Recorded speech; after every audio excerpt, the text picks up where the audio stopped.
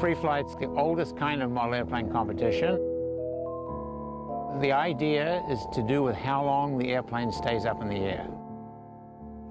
We've got people from probably 15 or 16 different countries. I'm from Australia, actually Brisbane, but I do think that this is probably one of the best flying fields in the world. Ready?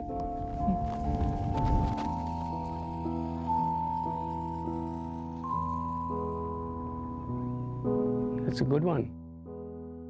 Malcolm Campbell says this dusty spot, 40 miles northwest of Bakersfield, is the perfect place for their annual World Championship competition.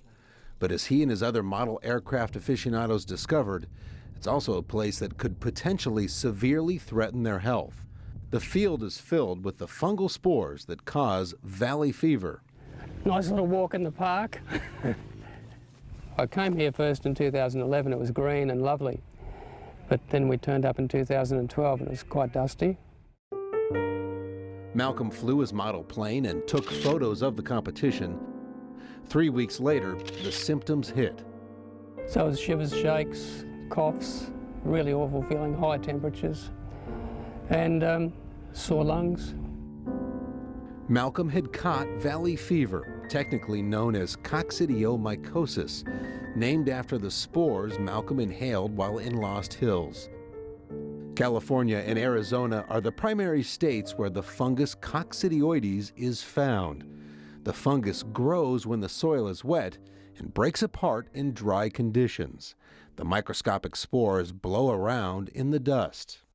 And if you breathe the wrong cupful of air, it can impact in your lung and set up housekeeping, and it changes into a little golf ball looking affair, and that thing grows like crazy. It's estimated that 150,000 people in the U.S. get valley fever, and nearly 200 people will die from it each year. Reported cases have skyrocketed 700% since 1998. Surprisingly, experts say 60% of people infected with valley fever won't ever know they had it. About 40% end up with flu-like symptoms like Malcolm.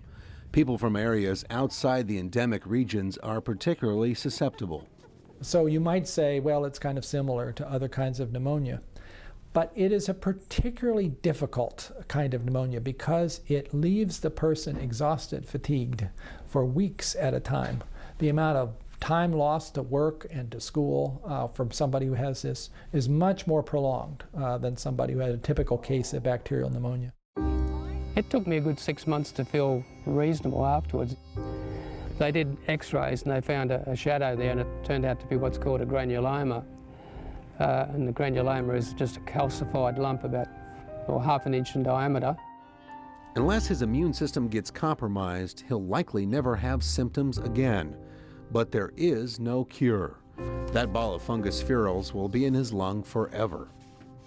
There were 4 Americans in New Zealand at the competition, and they said, "Oh, you've got valley fever." And I said, "Oh, I don't think so. It just feels like the flu."